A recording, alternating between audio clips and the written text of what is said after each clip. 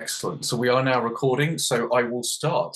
So this second week, we're looking at Wittgenstein's method of doing philosophy. So again, bearing in mind that we're using this to apply to religion, I'm going to start by talking about Wittgenstein's philosophical approach and why it's unique and also quite hard to pin down. It's a very difficult theory to try and define because it doesn't fall into the classic philosophical theories of empiricism or rationalism. It's not a philosophy of language, it's a philosophy through language as well. So language isn't seen as one thing that philosophy can talk about, it's how philosophy is done. All of thought is expressed in language. So understanding language means understanding thinking, it means understanding practice. So when he says, don't think but look, we're going to be asking the question, what does this really mean from a philosophical perspective? What does it mean when it comes to his philosophical investigations?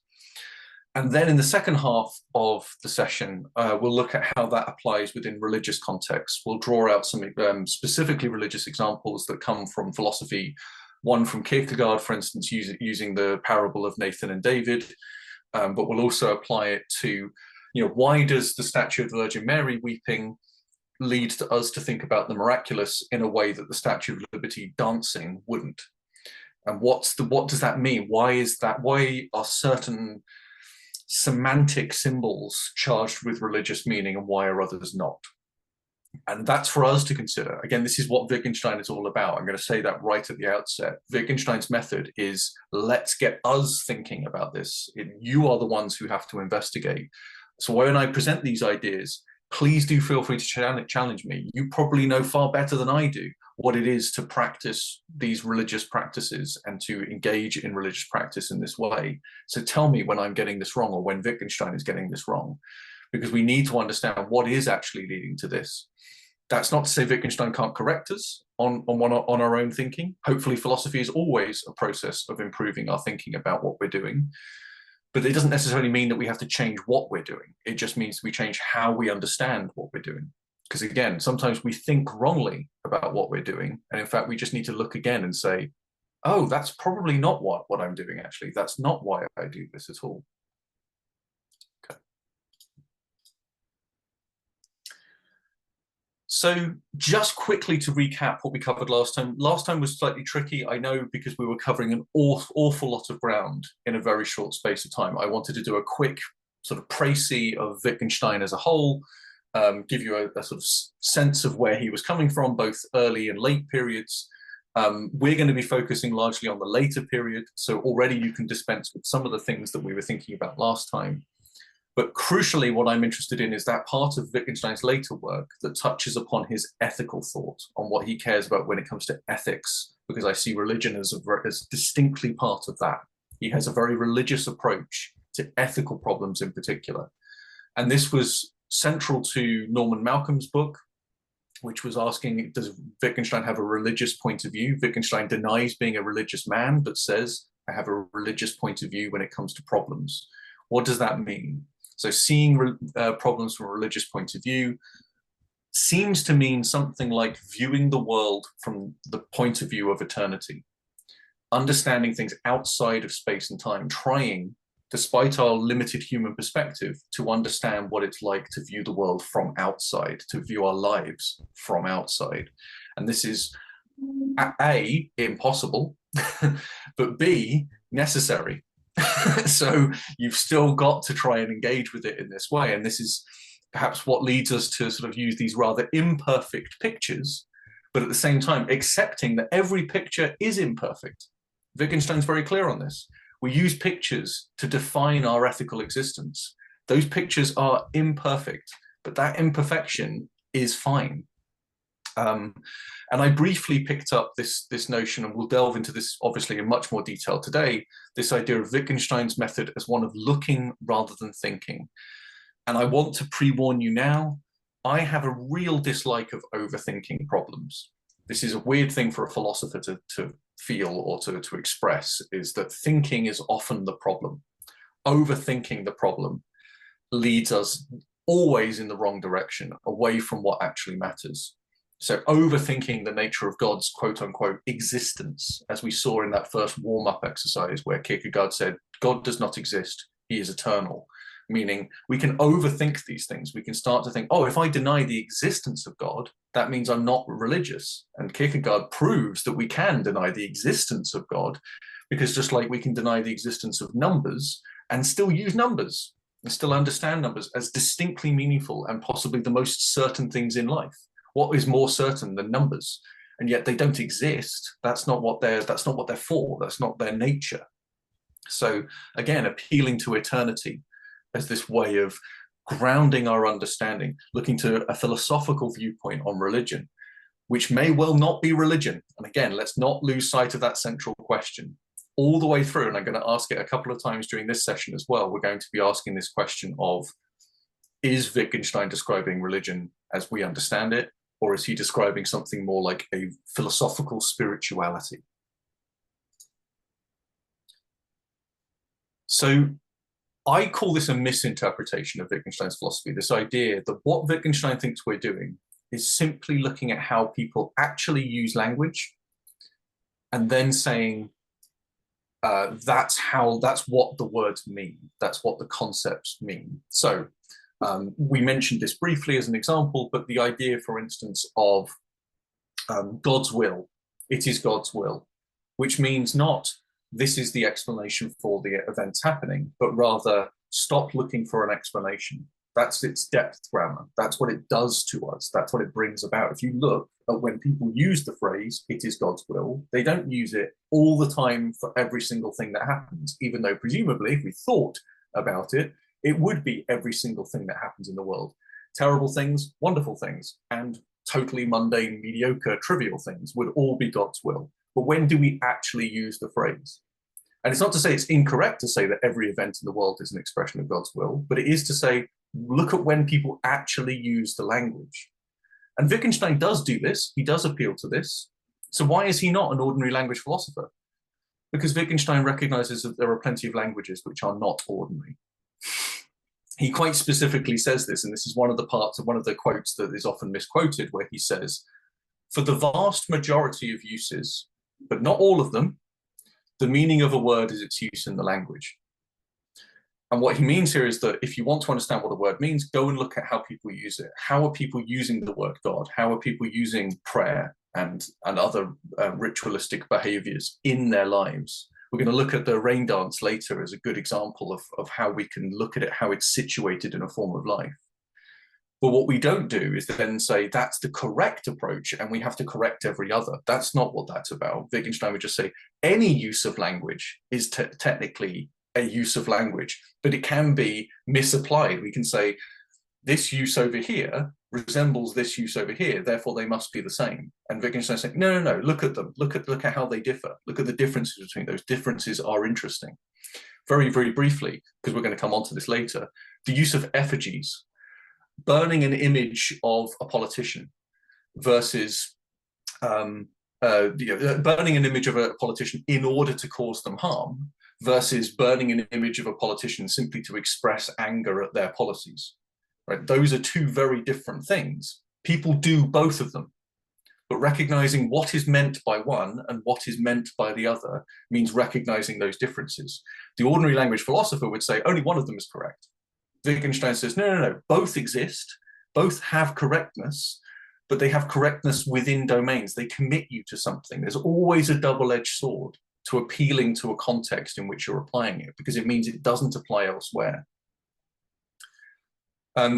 We'll talk about this later when we look at the debates between science and religion, for instance.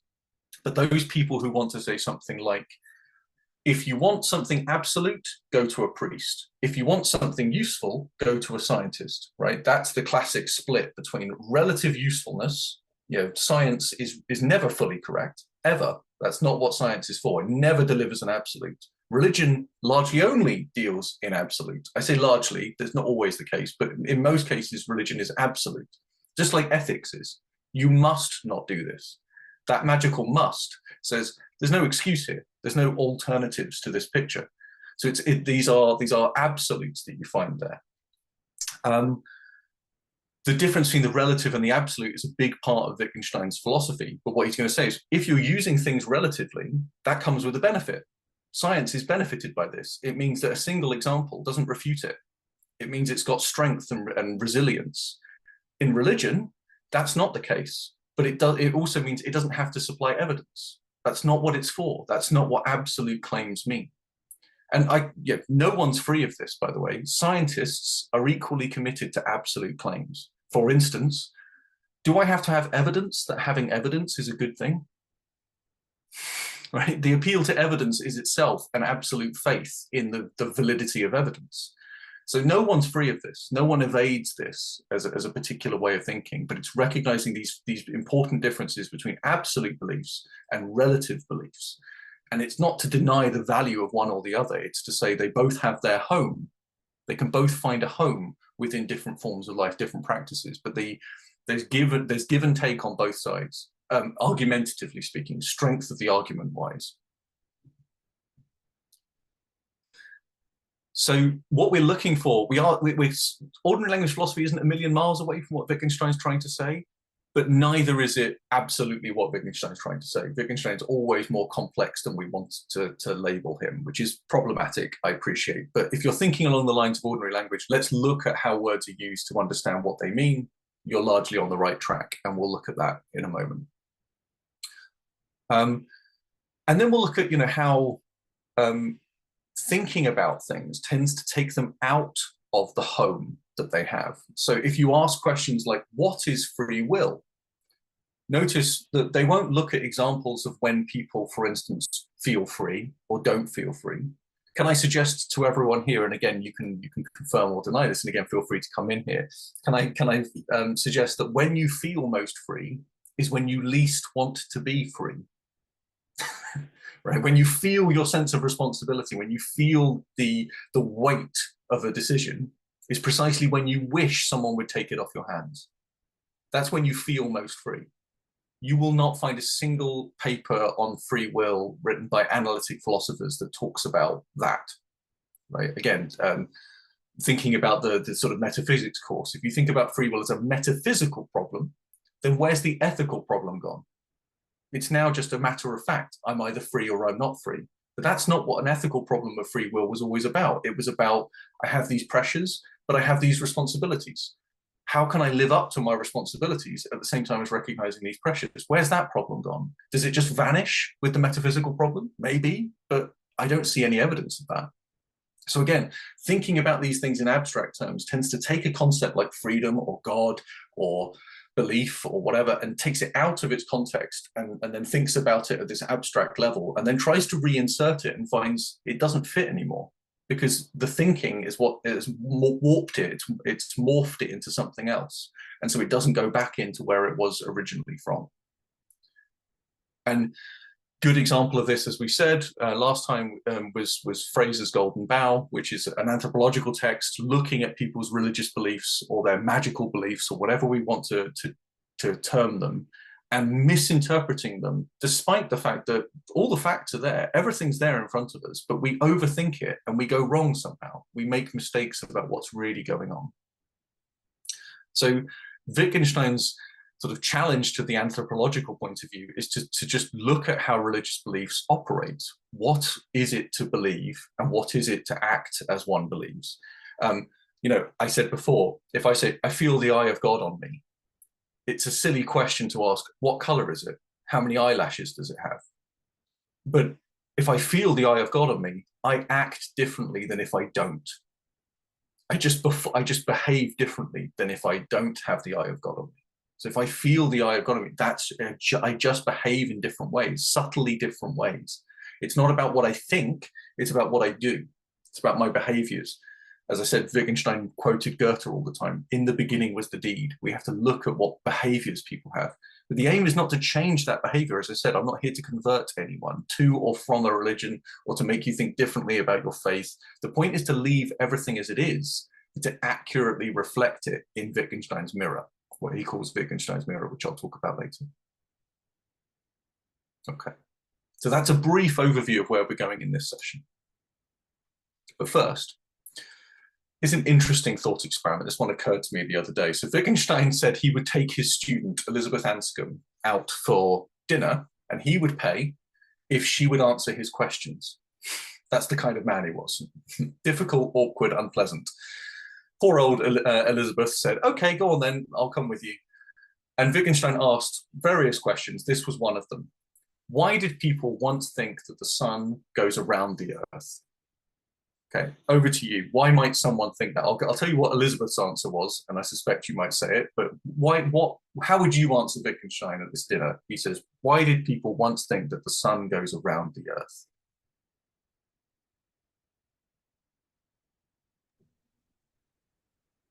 I think it'd be just from our, at that time, before we could get up into space or whatever, our perceptions was that the sun was the thing that was moving and we were stationary. So just perceptually, that's what we saw. Excellent. Thank you, Aaron. That's a great response. Anyone else? Any other contenders for why we might have once thought that the sun went around the earth?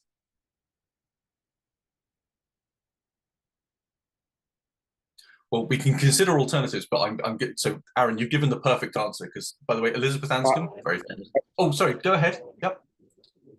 As we wake up in the morning, we see the sun coming up rolling. So we assume that it is going around around the earth. So we assume that it is rolling around the earth. Excellent. Yes, indeed. I suppose, yeah, indeed. And when things are close to the horizon, you have what that supermoon phenomenon, right? When a moon is near the horizon, it looks much bigger, even though it is not any bigger. It's exactly the same size, but it looks bigger because it's near the horizon, and you're comparing it to trees and buildings or whatever that it's sitting behind. So again, a nice point. It's coming up over the horizon, it's moving over me, and almost seems to be smallest when it's at its zenith, and then comes back down again, and it gets big later, as night closes and that kind of thing. Really great answers, and very much what Elizabeth Anscombe was thinking. Again, she was a great philosopher in her own right, and she said exactly the same thing back, or largely the same thing back. She said, because it looks like it does. To which Wittgenstein, being Wittgenstein, responded, oh, I wonder what it would look like if the earth went round the sun.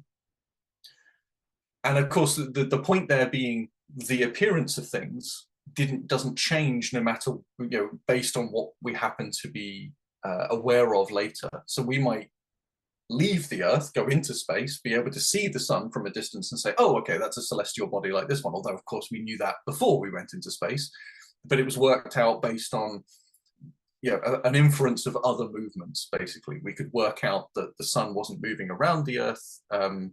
It was that the earth is revolving around the sun, and that the other celestial objects we can now see largely using telescopes. One interesting thing, by the way, someone said, why did China, which was way ahead of the West in terms of technology for a long time, why was it overtaken by the West so quickly? And some people put this down to one thing, and I can see a couple of examples on the screen right now. These glasses. Romans had glass, and glass gives you not just lenses for seeing, and of course, if you imagine that everything was candlelit back then, you didn't have electric lights, so as you get older, your eyes would get worse and worse and worse reading written texts with tiny scrawled writing. You're staring at them by candlelight, you can't see very well, your eyes would degrade. That would only give you about 30 or maybe 30 years at best as a scholar. With glasses, that's fixed. I can now keep studying for longer.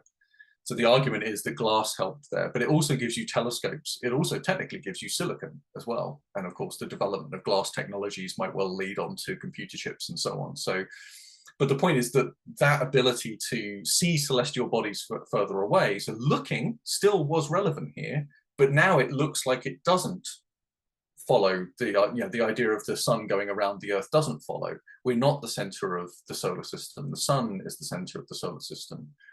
So we start to move away from that kind of thinking. But one of the reasons why I've picked this as a warm-up, and again, it's not to say either answer was wrong, by the way. Both of your answers are spot on and exactly what a philosopher would say. And Wittgenstein, notice again, in true Wittgenstein fashion, gives us no answer. He doesn't specify an answer. He's just suggesting maybe the answer is more complex than the appearance of the celestial bodies themselves. Maybe it's something about our egos. If you've ever heard of Freud's 3 blows to the ego, the first one is Copernicus and the realization we're not the center of the universe. That was the first blow to our ego, the idea that the universe doesn't revolve around the human race or around this particular human, that there are many complex mechanisms at play. So Freud listed 3 blows to the ego, the second one being Darwin, and the third and most important being himself. And you might say, oh, what an ego Freud has for listing himself as the most serious blow to our ego. But of course, that's his point. And he just wins when you make that argument, because he can say, exactly, told you, you've got a massive ego and that's your problem. You're not even a master in your own home. You know, our psychology is what's driving us most of the time, or all of the time, according to Freud. So this idea that we're not the center of the universe and so on, challenges our psychological picture. Maybe Wittgenstein's alluding to that. I don't think he is, though. I think he's just saying it's not simply an appearance followed by a thoughtful inference, right? Thinking about what appears to be the case leads us to a conclusion. And this still happens today. When I ask my students, what causes thunder? Invariably, I get the answer back, lightning. But you know that's not the case. You know that lightning doesn't cause thunder. Lightning is an effect just as much as thunder is an effect. They happen at the same time. Lightning doesn't cause thunder. The discharge of static electricity causes both lightning and thunder. We know this, but we don't say this. I also ask students this, because Plato was so obsessed with opposites. I say, what's the opposite of hot? And they go, cold. And I say, wrong. And you know you're wrong. What is heat? And they go, oh, it's kinetic energy. So what's the opposite of having a lot of kinetic energy? Not having a lot of kinetic energy. Exactly. So the opposite of hot is less hot. It's frustrating and annoying, and there probably shouldn't be a concept of opposites at all. But notice, how does that happen? Because we think everything must have an opposite. But what's the opposite of Tuesday? What's the opposite of honey? What's the opposite of Alex? These aren't opposites that we always assume an opposition, but anything could be the opposite of me as long as it isn't me. Maybe honey is the opposite of me as much as Tuesday could be the opposite of me, and so on and so on. So the point is, setting up oppositions is really unhelpful. And again, it's something we do by thinking. We have this generalization. We think along the lines of generalization. We think, what's the one thing that all games have in common? And Wittgenstein says, if you look at games, you won't find one thing that every game has in common. Some are solo games, some are team games, some are indoor, some are outdoor, some have an apparatus, some are done on your own, some require energy, some don't require any energy. But all of them have certain family resemblances. So again, he still appeals to appearances, but he's saying it's more complicated than that. Just look more attentively and don't reach for a conclusion. So, oh, sorry, I forgot that was there.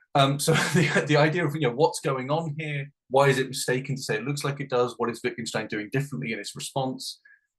He's just making things harder. He's just making things more complicated. Again, we'll talk more about this in a second, but the idea of the opposition of looking versus thinking. Remember, the title of this session is called Don't Think, But Look.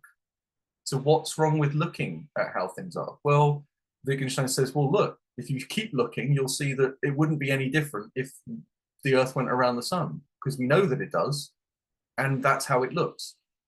So looking, again, is kind of, there's something challenging us here. There's something getting in the way. It's not simply a binary decision between thinking and looking. There's something more complicated to what Wittgenstein is suggesting here, but he puts it in such simple terms, don't think but look, that we immediately set up these very simple binaries, and that's not necessarily helpful. It's just to say it's more complicated than it might appear. And I just want to do a little bit of the history of philosophy here, because some of you will have done some philosophy, some of you will have done none. I thought it would be helpful just to think about how this might fit in with historical viewpoints on how we gain knowledge. So, given that the title of this session is Don't Think But Look, we have two perfect methodologies. The two methodologies of modern Western philosophy were rationalism and empiricism. Rationalism we could call thinking our way to understanding the world, and empiricism we could say is looking our way to understanding the world. These are the two opposed viewpoints. In truth, I don't think they're that opposed. right? It's a silly kind of thing. So imagine you want to say, do rabbits really exist? Why would you want to do that? I don't know. Philosophers do weird things, but let's say I'm obsessed with this question of, do rabbits really exist? So I see a rabbit, and an empiricist will say, because you've seen the rabbit, that's given you grounds for believing that a rabbit exists. So your idea of a rabbit is caused by seeing a rabbit. The rabbit must exist to generate in your head this image of a rabbit. The rationalist just does it in reverse. They say, I've got an idea of a rabbit, I've got an image of a rabbit. What could have caused that? Well, through inference, I must infer the existence of a rabbit outside. So whether you think that you go from rabbits causing ideas, if you think rabbits cause the idea, then you're an empiricist. If you think that the idea proves the existence of the rabbit, then you're a rationalist. I would argue that's the same position. But what famously unites both of those viewpoints is a viewpoint called the theory of ideas.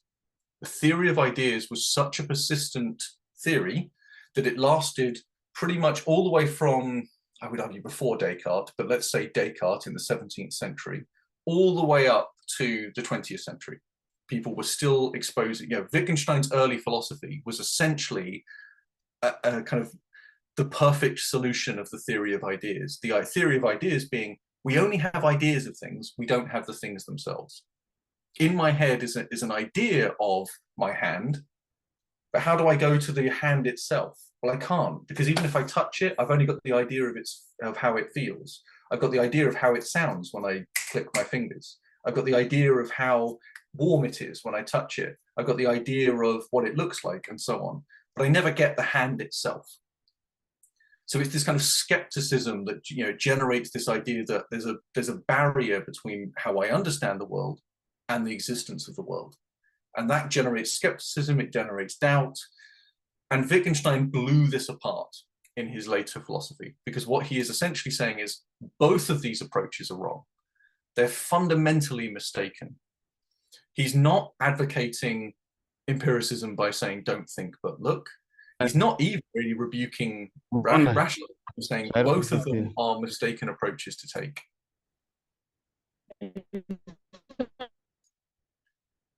Okay. Ooh, I've got a bit of background noise coming in from Zora, but I can't unfortunately mute everyone. So if you haven't already muted, if you could do so, feel free to unmute if you want to speak, and I will try and keep an eye out for people doing that. But if you haven't muted, if you could do so, that would be really helpful.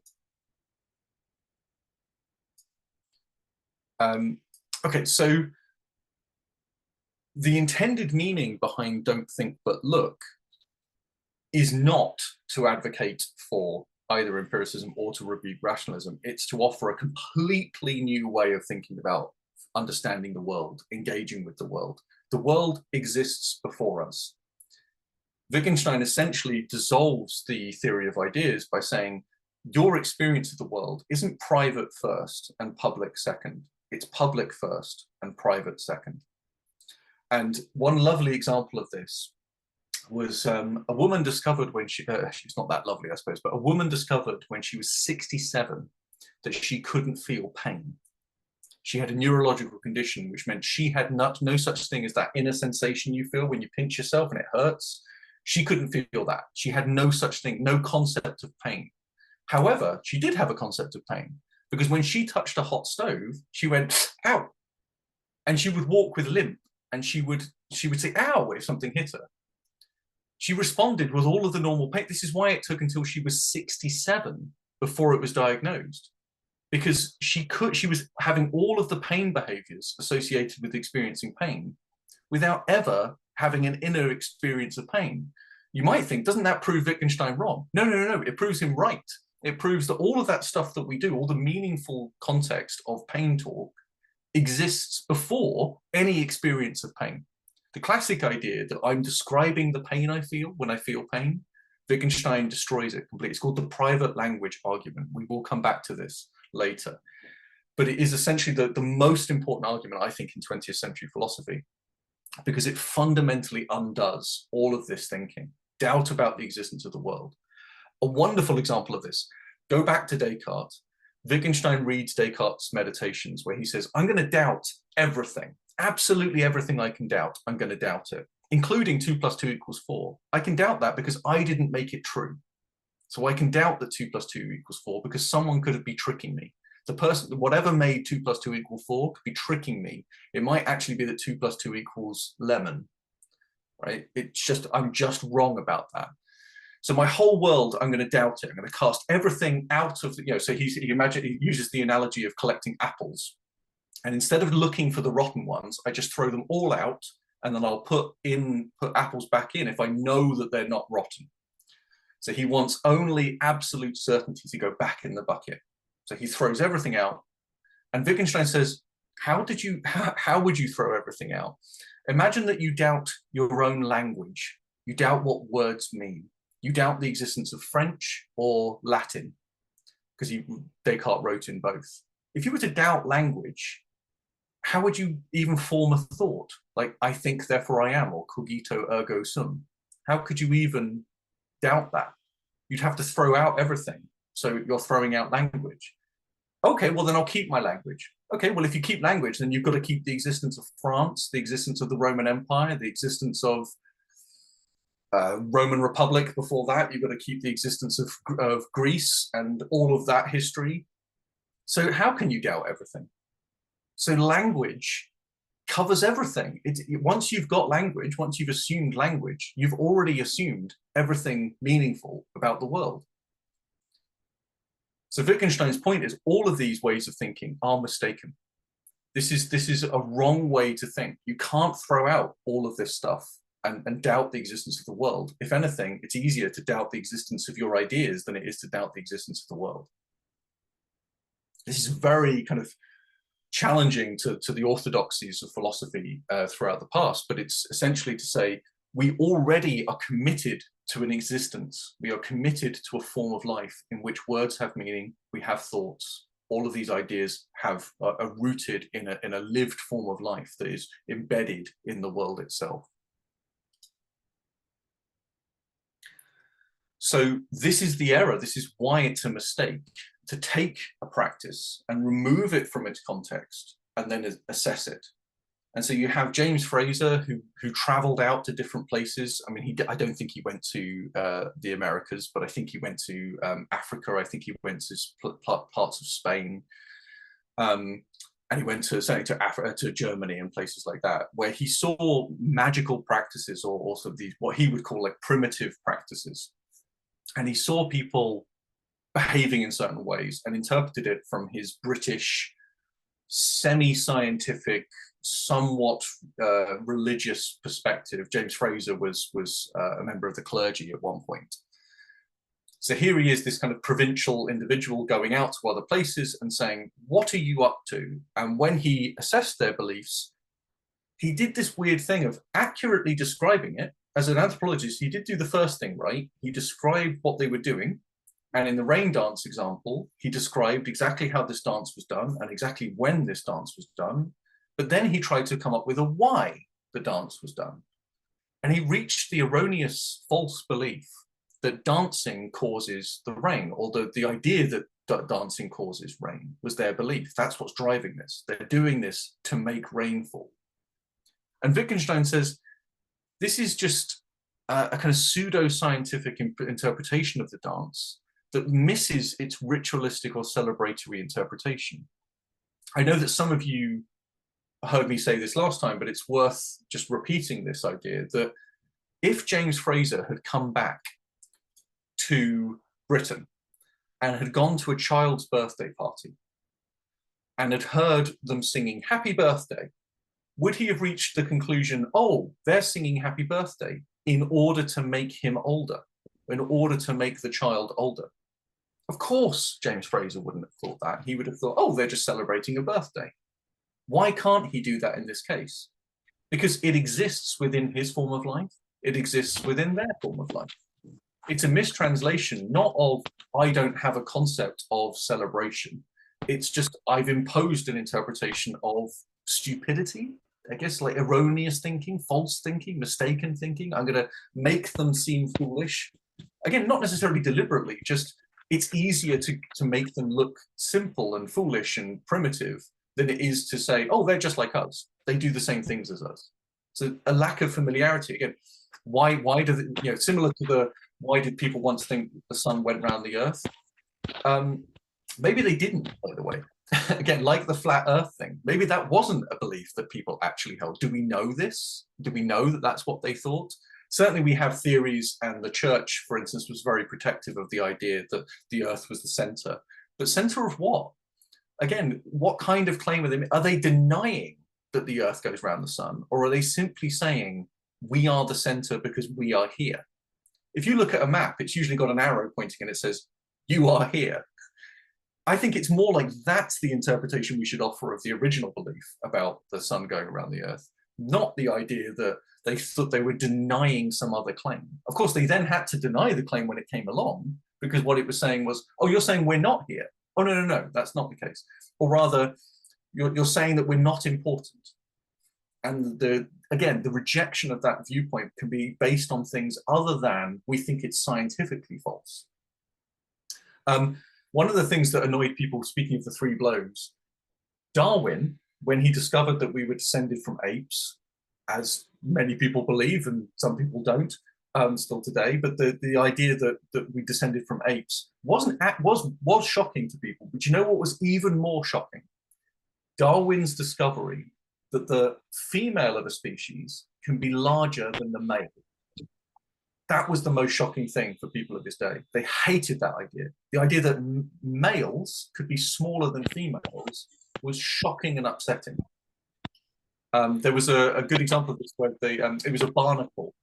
The big barnacle is a female, and the tiny little specks on its back is the male. When he presented this to people at the Royal Society, they were furious. They just couldn't accept this possibility. How can you possibly have a male smaller than? It's called gender. Oh, I can't remember now. Is it gender dysmorphia?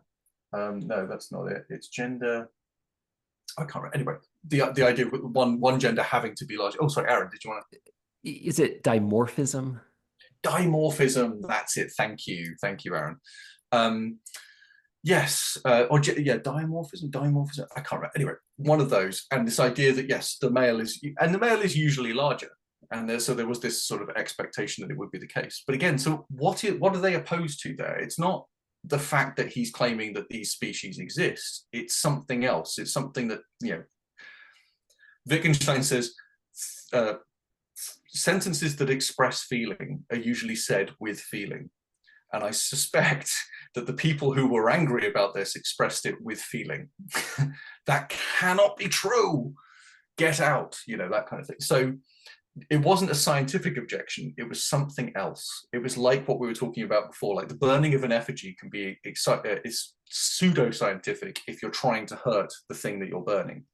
But if you're just expressing anger, expressing feeling, then there's nothing scientific about it at all. It's not an attempt to be scientific, it's just expressing anger at that person.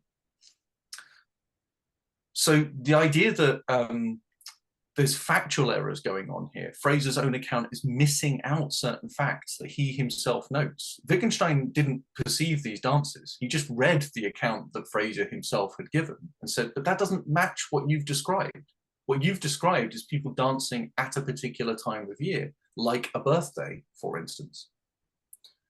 But it also shows a lack of a certain attitudinal sort of.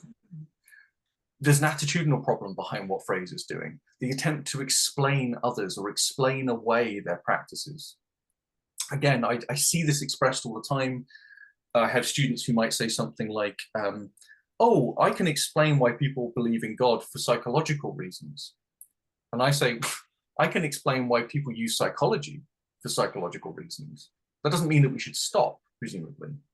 So what's the significance of your claim that because people have a psychology, therefore they must do this thing? It's like, presumably psychology explains everything. I'm not going to say I do anything that doesn't fit in with my psychology, because by doing it, it must fit in with my psychology. So the fact that it fits in with my psychology is not proof of anything. It's not a problem. It's not criticism or an objection. So anyway, so it's just this attitude that's being expressed of, I can explain your behavior, I can put you in a theory, and I can justify or reject your ways of thinking. And it's just, there's a lack of empathy, there's a lack of attempting to understand. Again, we'll talk about this next time, in 2 weeks' time.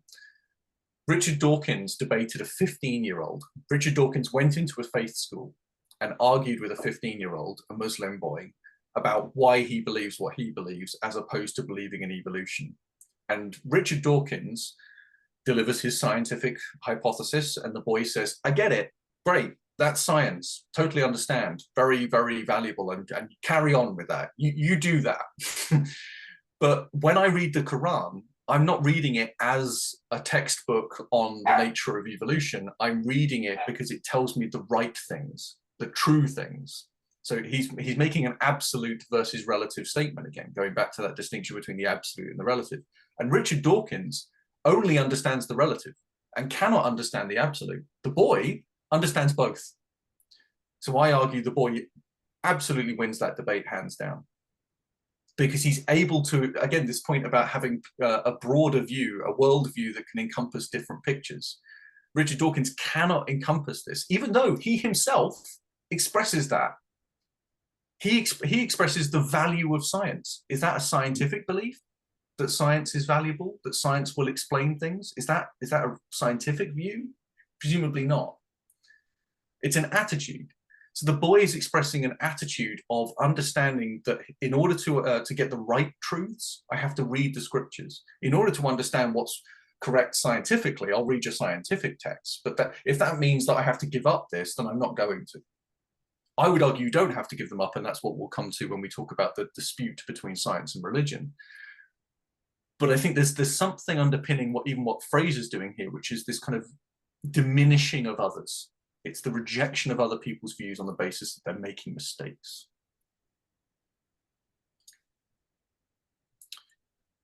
So in Fraser's Golden Bough, so hopefully some of you had a chance to read this. It's quite a short text, even though it seems very long. It comes as quite a thick book, but actually it's 29 pages is all the remarks on Fraser's Golden Bough is.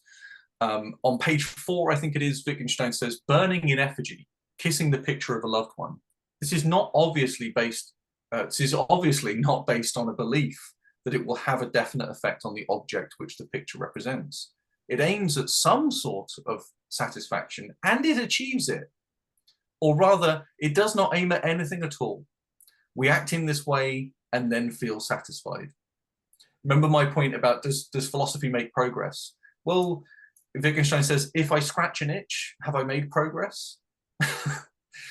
So is life about making progress? Presumably not. I would hope not. Otherwise, I'm kind of going to stop now because I'm not got high hopes for my progress. I feel like I've achieved everything I'm going to achieve.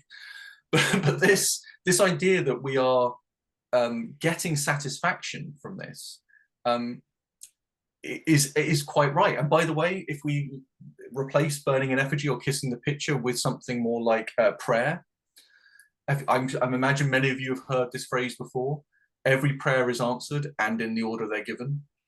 Well, if this is true, if the idea is that prayer is not about achieving something through an object, it's not about achieving some object like getting my prayer fulfilled as a fact about the world, but rather expressing my need and having it satisfied through prayer. It's scratching an itch, it's expressing love or grief, it's expressing something, then you could see how prayer would be answered and always in the order it's given. Every prayer is answered because the prayer itself is self-answering.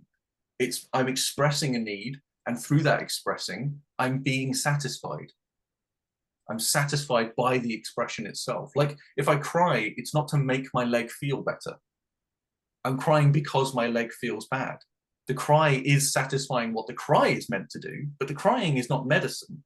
The medicine can be tested as to whether or not it makes my leg feel better. That's a good test for the medicine, but it's not a good test for crying, and it's not a good test for prayer either, or for burning an effigy, etc.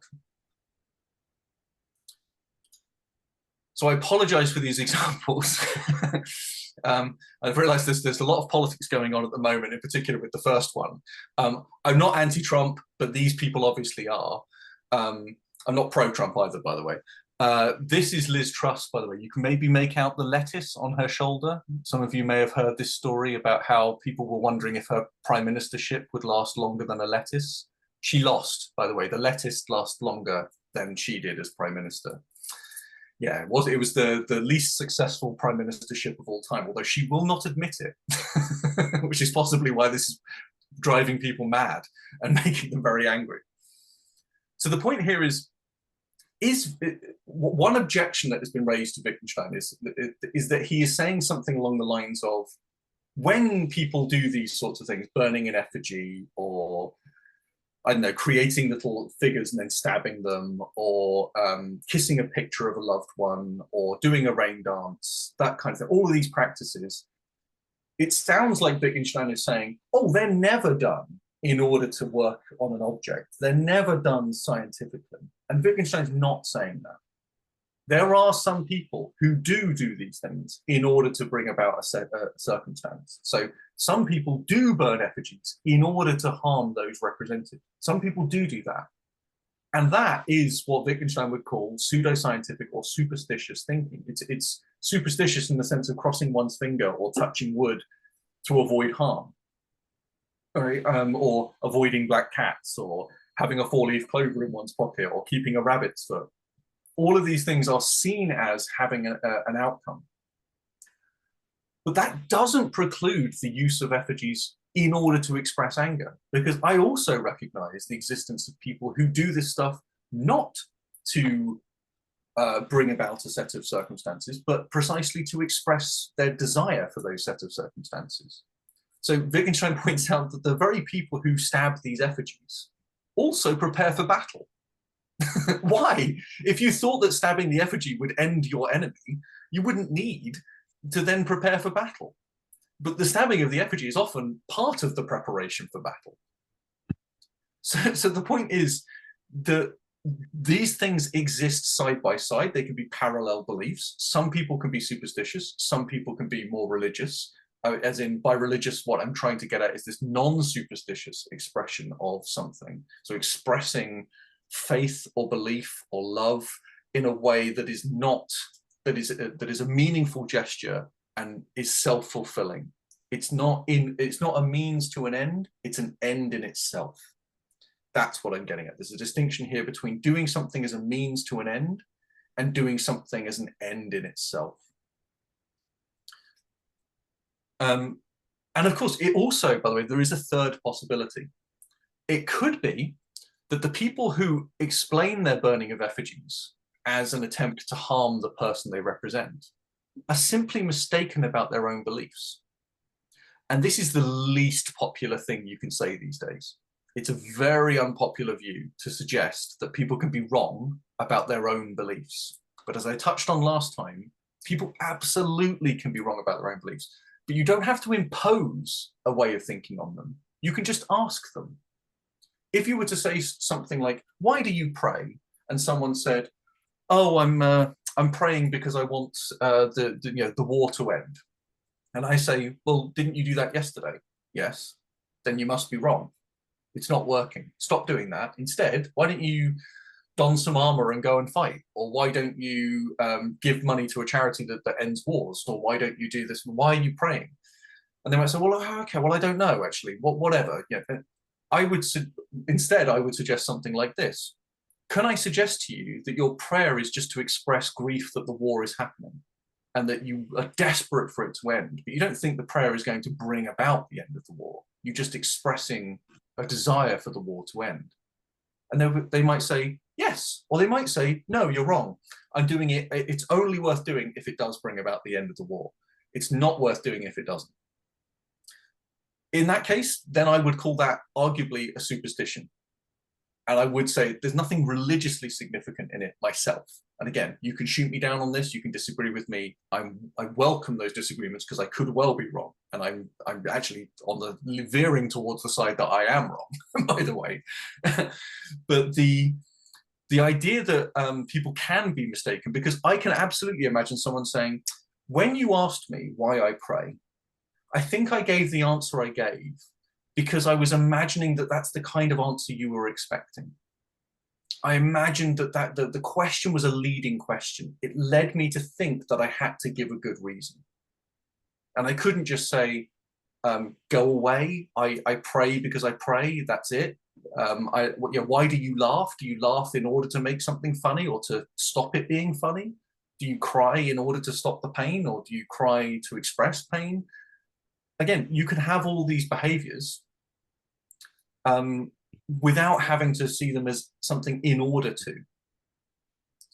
So my point is, some people do, some people don't, and it's recognizing that variety, that difference, and not lumping everyone together that can lead us to some sort of philosophical understanding. And this is what it means to look, because you can look and you can say, this celebration of anger at a politician, which is not attractive, it's not a nice thing to do, I wouldn't say, but the expression of this anger is self-fulfilling. It's precisely what they intended to achieve, and they're done, and they go home, and now they're satisfied. Now you could say, oh, it's in order to control this. My mum used to say, the reason we have sport is so that we have fewer wars. And I said, oh, it's great, because presumably then since the Olympics, we haven't had a single war. Which is, of course, nonsense. It doesn't do that, but maybe it has this element of reducing the amount of anger we feel. I suspect actually it doesn't, because I've seen plenty of football fans fighting with other football fans, so I suspect that's not the case. But anyway, but I've also heard people, I had a student once who was trying to prove that religion is good for you, good for your health, makes you feel better. And I said, if it made you feel worse, would you stop?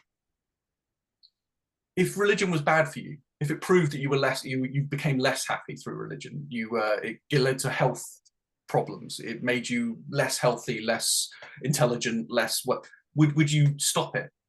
I would hope the answer is no. I would sincerely hope that your answer to that question would be no. I don't do it because it makes me healthy. It could be useful to find out if it does make you healthier, if it does make you more upbeat, engaged, passionate. All of those things might matter. But ultimately, it can't just be about what it does for you personally. That can't be the reason why we believe. And if it's not that, then it's got to be something else. Or as Wittgenstein put it, I don't know why we're here, but I'm pretty sure it's not to enjoy ourselves. That doesn't mean you can't enjoy yourself. It just means that's not why we're here. So I've said that Wittgenstein uncovers errors in our thinking, or rather, I've called superstitious belief a kind of erroneous thinking. But Wittgenstein's not imposing that interpretation. I think what he's saying is, I think anyone who gets that presented to them as a description of their behavior, they might say, okay, but what if it did work? In which case, you're still within that superstitious mentality, but you'd have to provide evidence now, because essentially it's a scientific claim. If you say that carrying a rabbit's foot makes you more lucky, I can say, okay, then we've got 100 people over here who carry rabbit's feet, and we've got 100 people over here who don't. Presumably the 100 people over here with rabbit's feet will be, on average, luckier than the 100 people over there. I don't think we're discussing anything that's particularly meaningful anymore. Just as, for instance, if I said 100 people over here who take an aspirin every day, and 100 people over here who never take an aspirin, and you can say, which of them have heart disease more than the other? Well, the ones who have taken aspirin apparently will have fewer heart problems than the people who don't take aspirin. Apparently, one aspirin a day can lead to fewer heart complications, allegedly. Again, do your own research. I'm not suggesting that as medical advice, but apparently that's the case. I heard that recently. But that's all you're claiming. If you look at the depth grammar, what you're trying to argue, those two things look very similar. But if I said something like, I carry a rabbit's foot because my parents carry a rabbit's foot, where do you go looking for evidence? You can't now say, oh, what's your evidence for that? I don't need any. I didn't suggest that I needed evidence to do it. I carry a rabbit's foot because it's good luck. Do you mean it makes you luckier? Maybe I mean that, or maybe it's just I carry it because it means something to me. It's got sentimental value. It's makes me feel safer. Simple as that.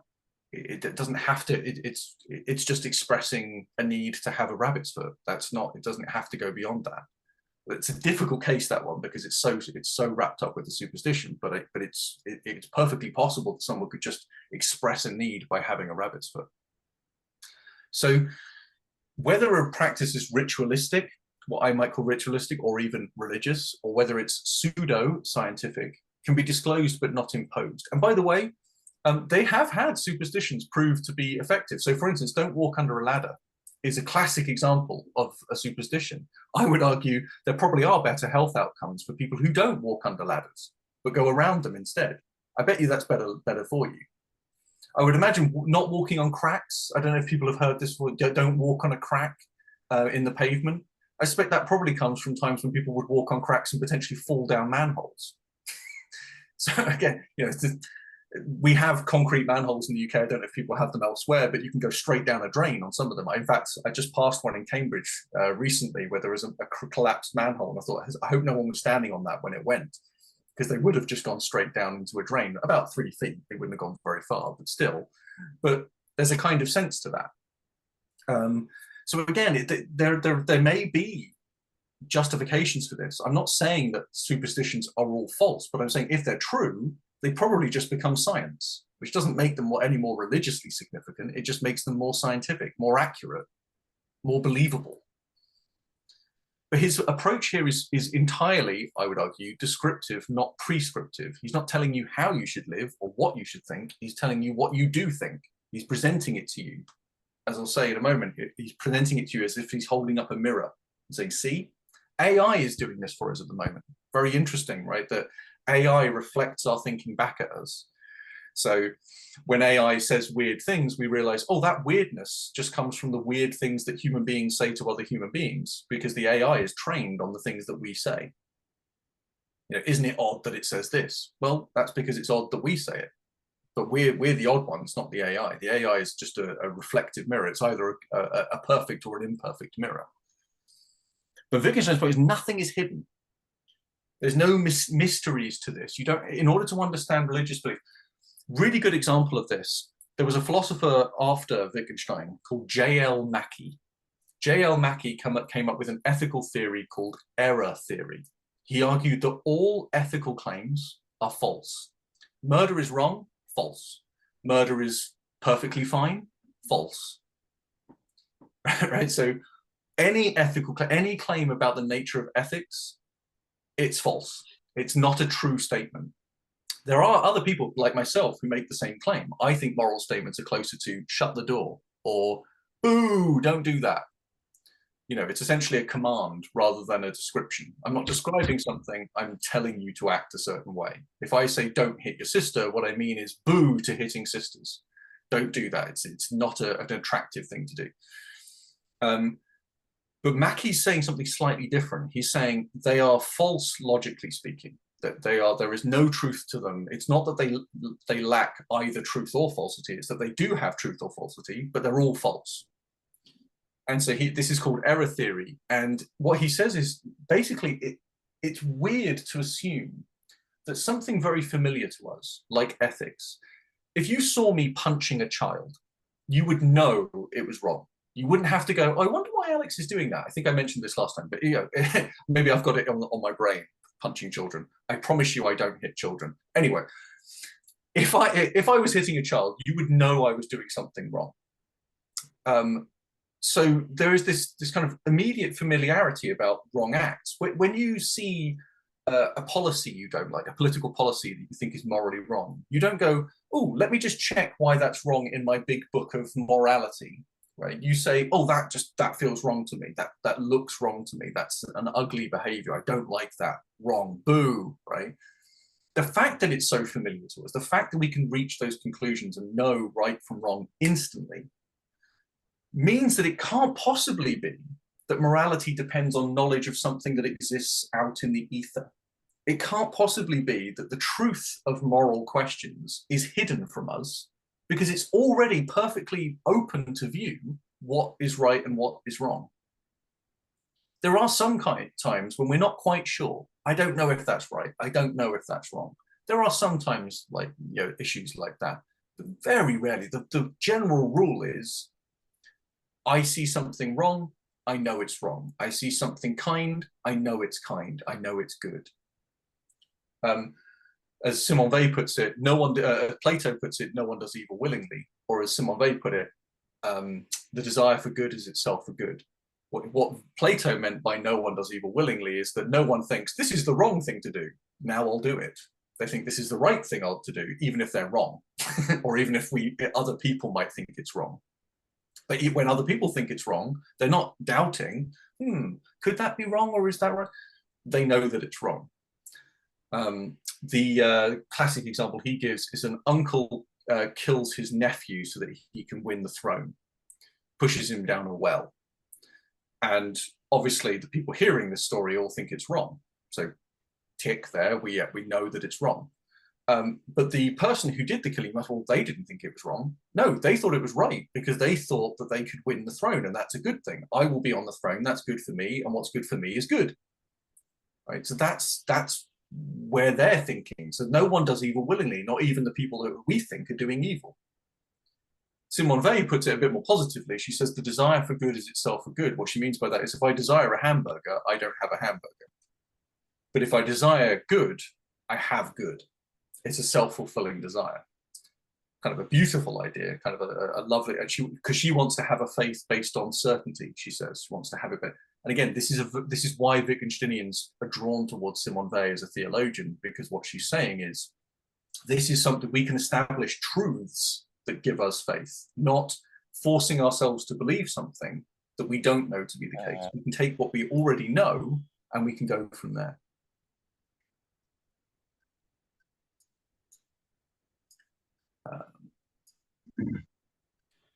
So I'm just disabling annotations, because I've noticed a couple of people are drawing on the screen, which is absolutely fine, by the way. I kind of like it. It reminds me people are there. It's nice. And jump in anytime, by the way, if you want to comment on any of this. We will have time for questions at the end, I'm confident, because I'm more than way over halfway through. But I do now want to go into, oh no, after this bit, I want to go into talking about the religious aspects of this, but please do come in at any time. We've got plenty of time. So Wittgenstein says in Culture and Value, which again is this text which was compiled from all of Wittgenstein's ethical statements. It crosses over his early period and his late period. It's this one text that seems to have all of his ethical statements in it, or many of his ethical statements in it. And he says that all he wants to be, his philosophy, is a mirror for other people's thinking. I just hold up a mirror and reflect it back at you.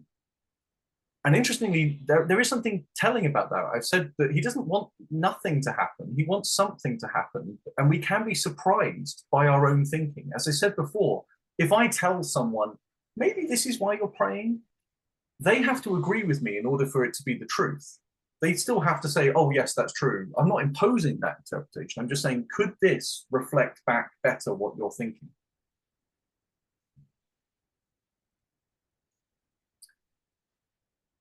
So Wittgenstein calls this act of sort of persuasion or changing of others as not direct communication, telling us what we must do.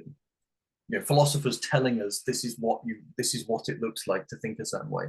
It's a form of indirect communication, and he takes this directly from Kierkegaard. As I said, we know Wittgenstein read Kierkegaard greatly and was heavily influenced by him. My PhD supervisor is an expert on indirect communication in both Wittgenstein and Kierkegaard. They're both doing this. It's there underlying all of their thinking. And communicating indirectly is to bring about understanding that might otherwise fail to be communicated directly. Perfect example of this is the Tractatus. I said that ladder that you have to climb and then realize it can't exist. You can only realize it doesn't exist once you've climbed the ladder. If you said, you can't think outside of language, you're like, well, that doesn't make sense then. So it would just fall to pieces. But I have to say that and indirectly communicate through this kind of performative piece what I'm really saying to you, which is understand that you're going wrong when you try and do this. So the point is, you can't directly tell someone what to think. In some cases, one of my students tried to prove it, and very good paper that they wrote on this. One of my best students wrote me a paper once using direct communication to tell me that you can communicate anything directly. He thought you could communicate anything directly. But when I gave him examples, one I'm going to give you in a moment, but also Wittgenstein's ladder, he couldn't say how you would do that directly. How could you communicate that directly? I don't think you can then. And I was like, well, there you go then. So there are at least a couple of examples. But he was very hostile to this idea of indirect communication.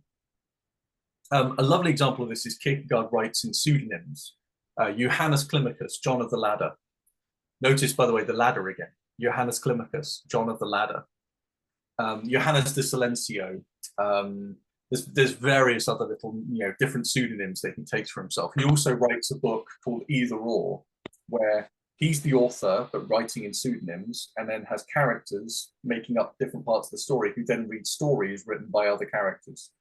So there's this constant like onion peeling going on and what it's meant to do is precisely disrupt your thinking. So it's not Kierkegaard telling you these things. Kierkegaard's not the author, i.e. the authority. You are. You read this, and now you must do something with it. This is what makes him an existentialist.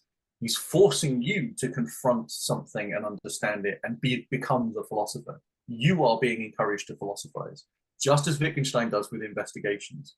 I'm throwing you questions. I'm not giving you answers. You have to puzzle this through and work it out. But the question will give you an indication of the way to go, an indirect communication, as it were.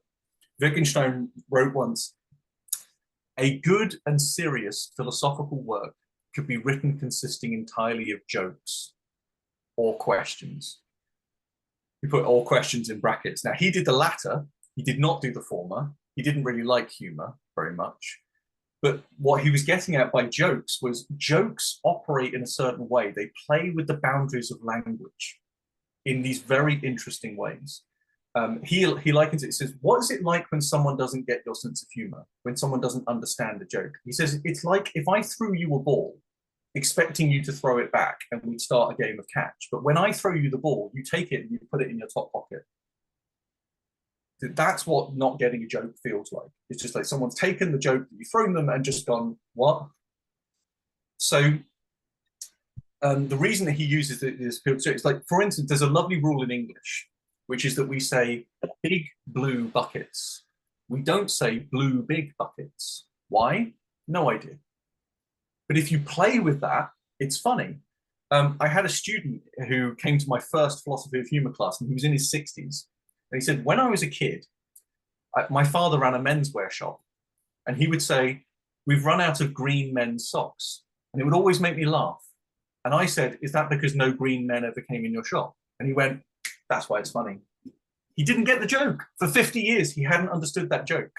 He hadn't thought about it, but he still laughed at it. Now, isn't that interesting?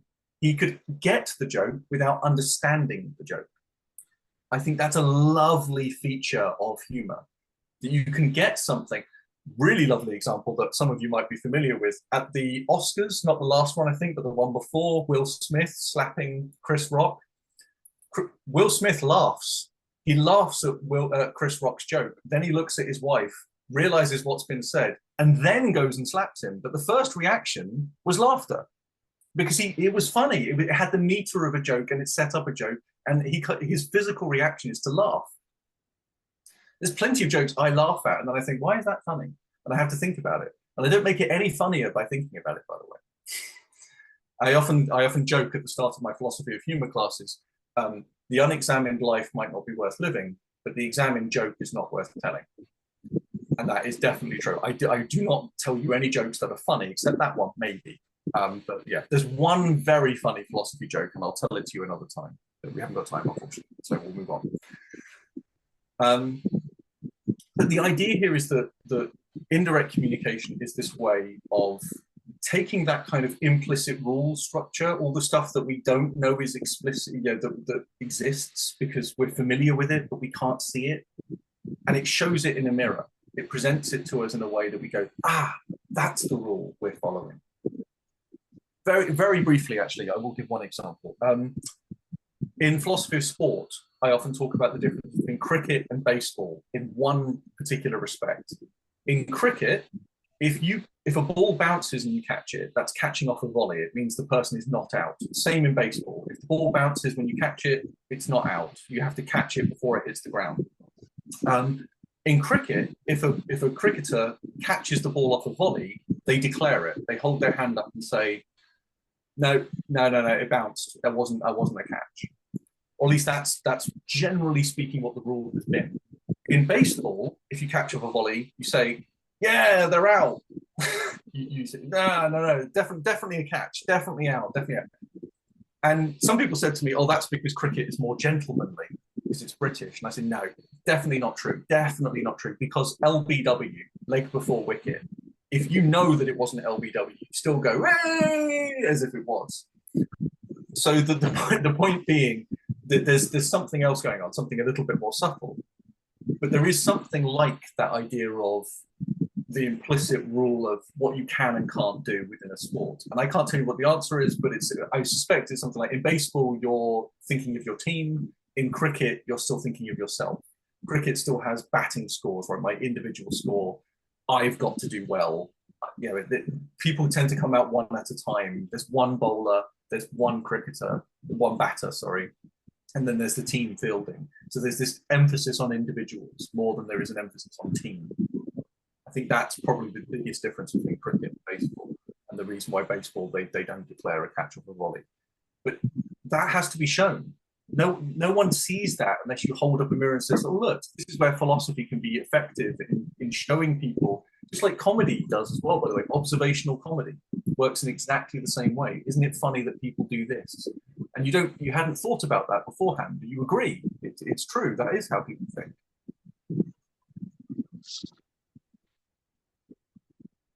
So I want to turn this now around to a religious example and look at some religious examples, in particular Christian examples. It's the religion I know best, and I think the audience will know best.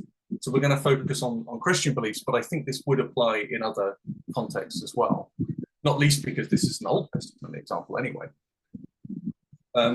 But Kierkegaard gives one very interesting example of indirect communication, which I think many of you will be familiar with, the parable of Nathan and David. So just in case people aren't aware of this, although I suspect you're probably going to correct me on this because I probably know it less well than you do, but the example of the parable of Nathan and David is David has sent a man off to war to die so that he can marry his wife. He wants this man to die so that she will become a widow and he can marry her. Nathan knows about this, but comes to David and tells him a story instead. He tells him the story of a rich landowner he knows who has a poor tenant. And that poor tenant has one sheep, one goat. I can't remember if it's a sheep or a goat, but they have one animal that they care for. The rich landowner has a guest coming. So instead of taking one of his animals to sacrifice for the guest rite, he takes the poor landowner's animal for the guest rite and kills it. And David is incensed by this. He's furious at this landowner who has done this, taken the one thing that his poor tenant had and robbed him of it. And David rightly says, let's find this man. Who is this man? And Nathan says, it's you. And in some images of this, some representations of this, he actually holds up a mirror. It's you. Your reflection is what's done this. So the transformation is here not performed by Nathan making something happen that David doesn't recognize. He makes David recognize his anger at the action that's being performed and then says, isn't that the same thing that you've just done? So this idea is the real change is happening here in David by David. This isn't happening through Nathan necessarily. I think we've got someone who hasn't muted. I'm just going to hit mute if that's okay. Sorry. Again, please feel free to unmute if you want to speak, but just to avoid background noise because there's a couple of people in the chat who have mentioned it. So what does that say? What does that suggest? And again, so here's a perfect opportunity to unmute and tell me your thoughts. But again, you don't have to answer this question specifically, but any thoughts you have on this topic, it would be of interest, because what I'm most interested in is this question of does this show that we can be surprised by our own beliefs? Am I right to make the claim that when we're presented as if through a mirror with our beliefs, this can surprise us into realizing how we should have been thinking about our beliefs all along? Is that possible, or should we have always known? What do we think?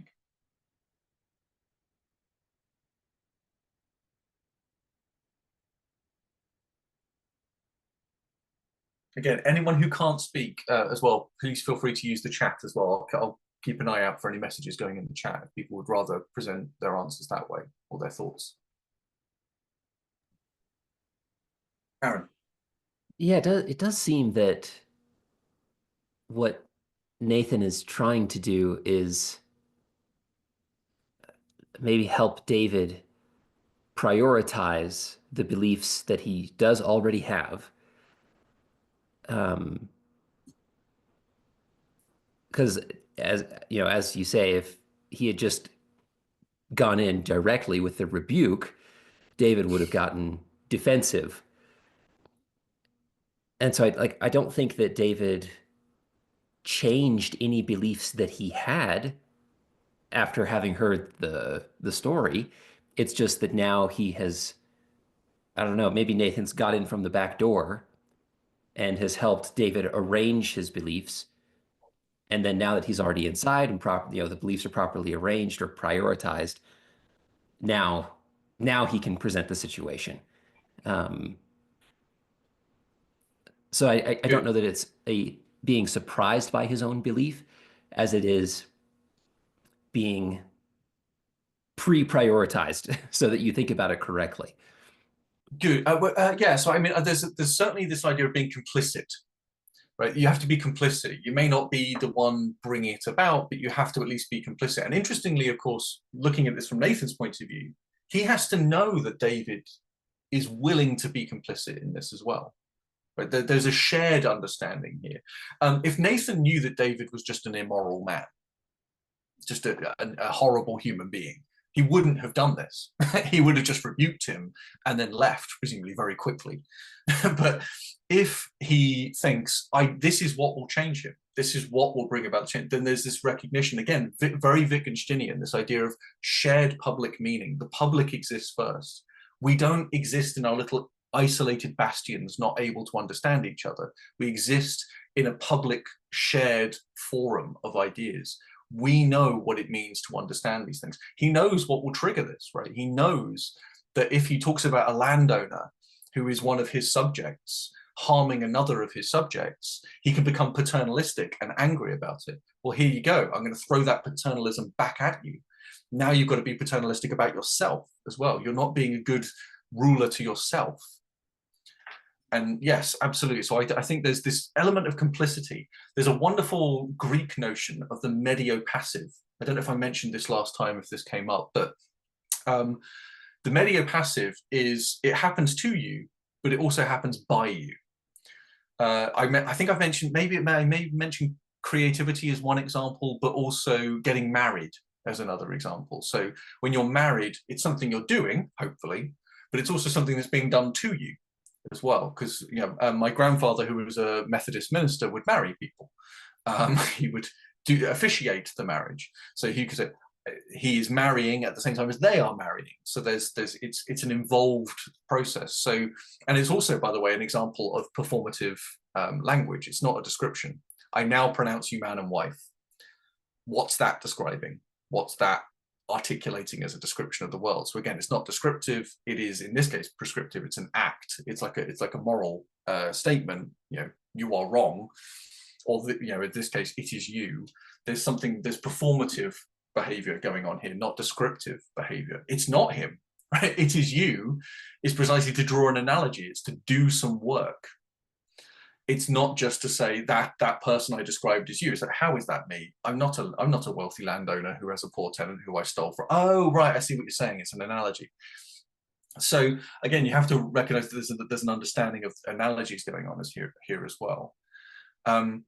But what would work obliquely would not work directly, as you rightly pointed out, Aaron. And I forgot to mention that point. Thank you very much for bringing that up. The idea that if he'd simply come in and attacked, it would have been defenses go up. You're wrong. This is not fair. You're being unfair to me. That's not an equivalent state. That's not the same story at all. But if he says, get angry first and then can reflect it back. And again, as I say, the examples that we're thinking of, Kierkegaard's examples that bring about change through understanding his stories and understanding Wittgenstein's Tractatus, for instance. This is something that is brought about through a recognition of how it reflects back on our thinking. Oh yes, of course, I can't think that way, can I? But I have to be told that obliquely. I can't be told a non-thought, but I can be led to understand what it is I can't think. Just as, for instance, if I say to someone, is the suspension of disbelief belief? If you suspend your disbelief that Harry Potter exists, that doesn't mean you believe that Harry Potter exists. It just means you don't engage in the question of belief for that particular period of time. You suspend your disbelief. That's what that is. So again, not many people think about things in those terms, but again, philosophers pointing these things out can lead to realizations of what's happening performatively in our lives. So one of Wittgenstein's pupils, who I've mentioned previously, Rush Rees, he rejected the idea that, again, so going back to that example of prayer, for instance, he rejects the idea that religion can only really be a matter of getting what we want. I know there is a very strong view, especially within evangelical Christianity, that God being on your side means you're protected.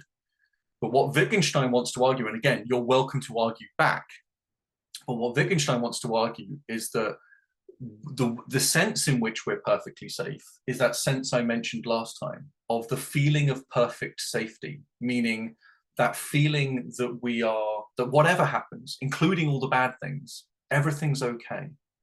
It's not, I can feel safe despite harm, not I can feel safe and therefore no harm will come to me. So Rush Rees says that this idea of religious attitude not being providential is rooted in a Spinozan view.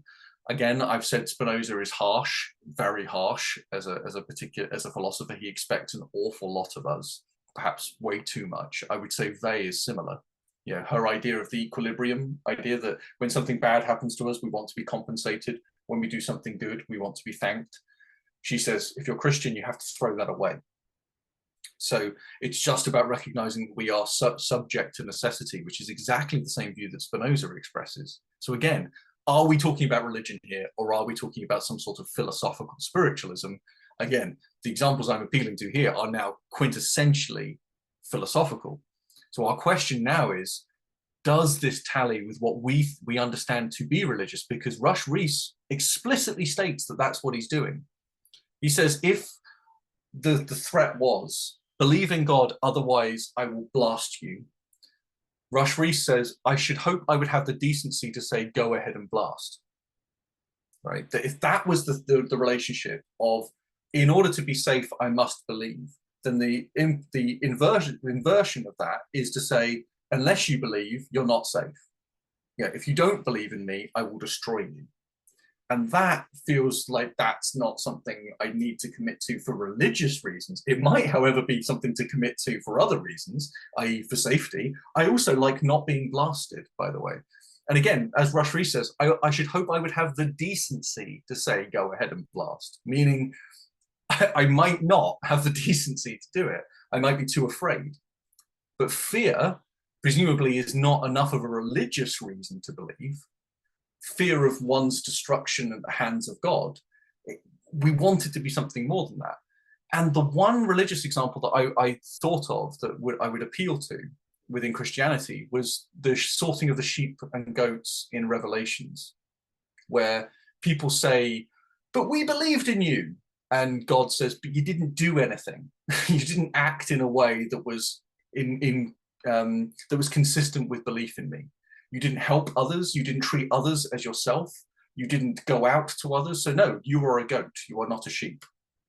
And so I can sort you based on what you do, not upon what you believe or claim to believe. And that suggests to me that the real threat here is to be a good person, not to be a believer, otherwise I'll blast you. The point is, if you're a good person, you can be rewarded, but it's not the reward comes just because you say that you believe in me. Does that make sense? So I want to suggest that what Rees is doing here is describing religious belief, but what do we think? Over to you. What are your thoughts on this? Is this what you would take to be distinctly religious? The idea that it's not the threat from God, but rather the promise of being a good person being rewarded. That it can't be based upon knowing that God will punish me if I don't do X, Y, or Z. It's I do A, B, and C because they're the good thing to do, and then I might see some reward. That's the message of the Revelations, right?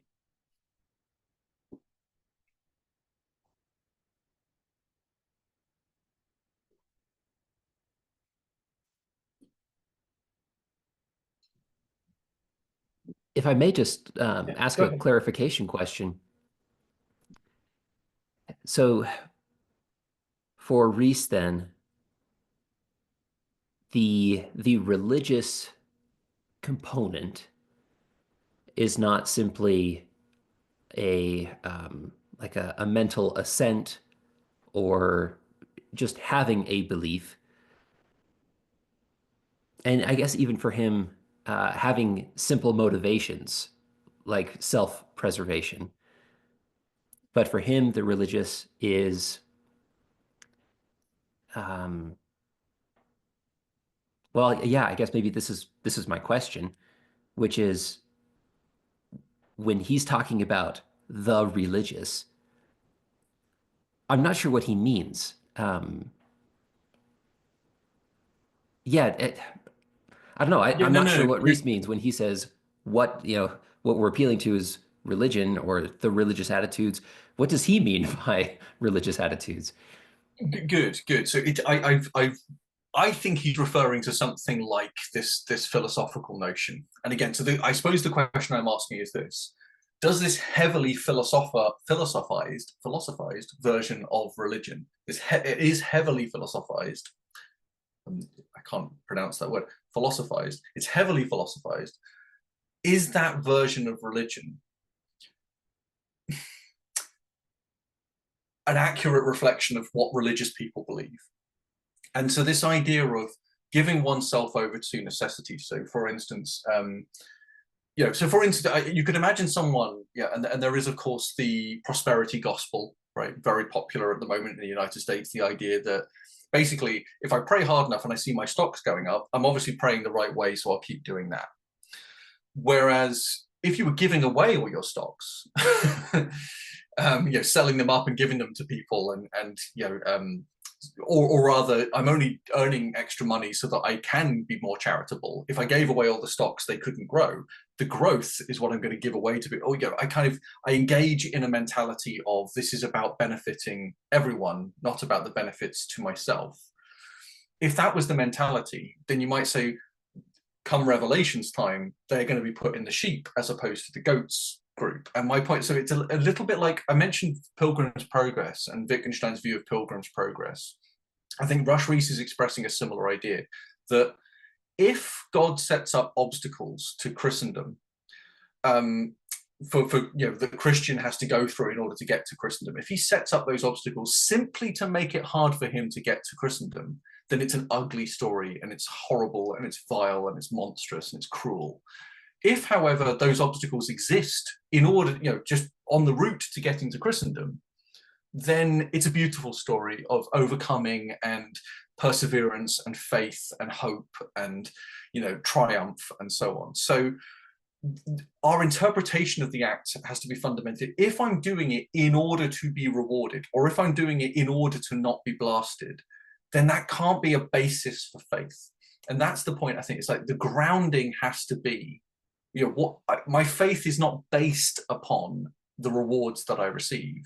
The rewards are given based upon my faith and what I do with it, if that makes sense. So the idea here is simply to say that anywhere you're finding a kind of tit for tat relationship where you say, if you do this, then you'll get this, Rush Reese is going to say, that's commercial, that's transactional, that's not religious. There's nothing religious to that.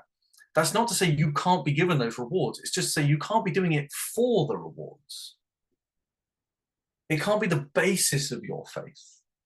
And again, I feel like this is moralizing, and this is kind of like critiquing people's beliefs where they do feel that.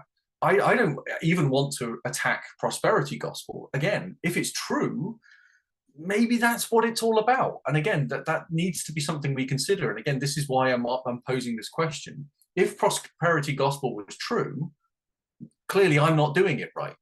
So maybe I should start thinking about that. And someone will say, well, yeah, so you need God on your side. You're not doing well enough.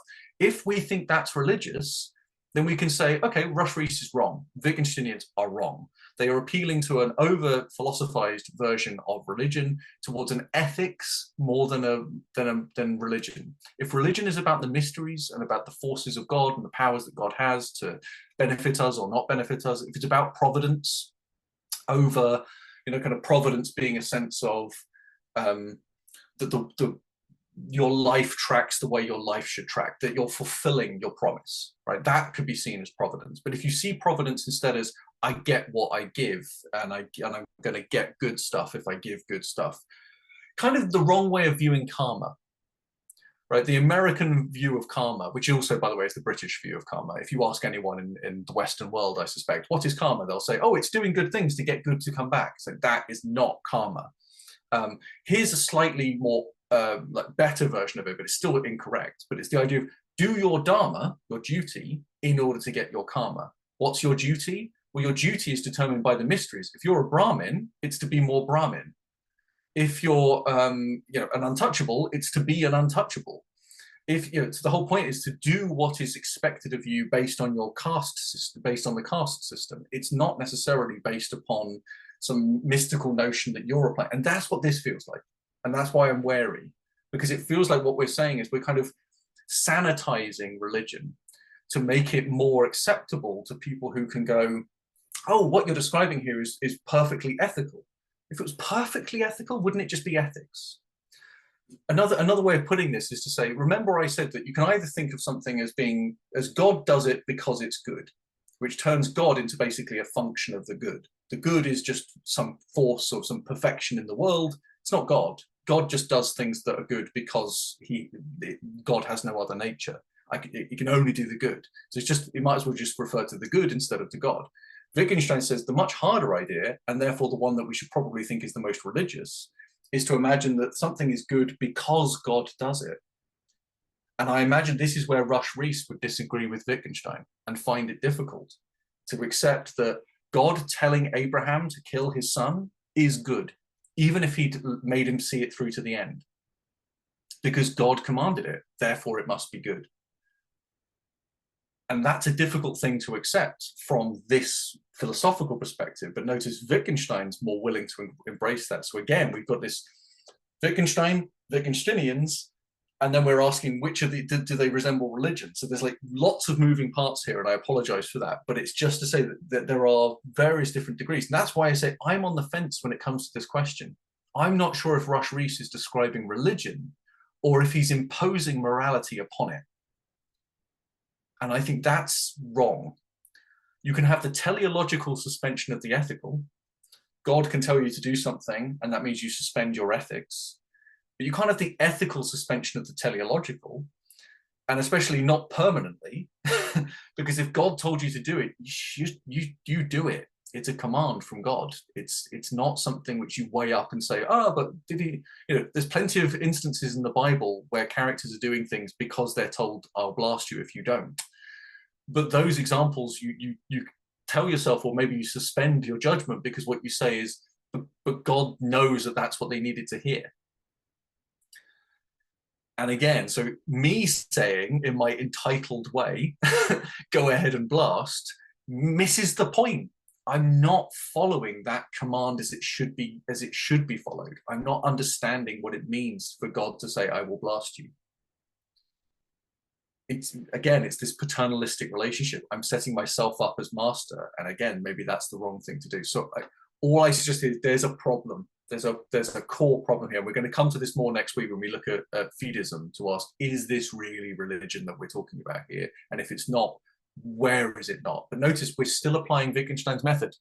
We're looking and saying, does this marry up with what we understand to be a religious understanding of the world?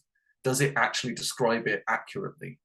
Or are we doing the same thing that Fraser did with the rain dance and saying, oh, they're probably just celebrating and doing that? So, well, actually, maybe they're not doing that. Maybe there's a third explanation, or maybe it was the original one. Okay. So one further example. I've often used this example just to because it comes to its full in a moment, but it's basically to try and describe what Wittgenstein is talking about here is different approaches to phenomena.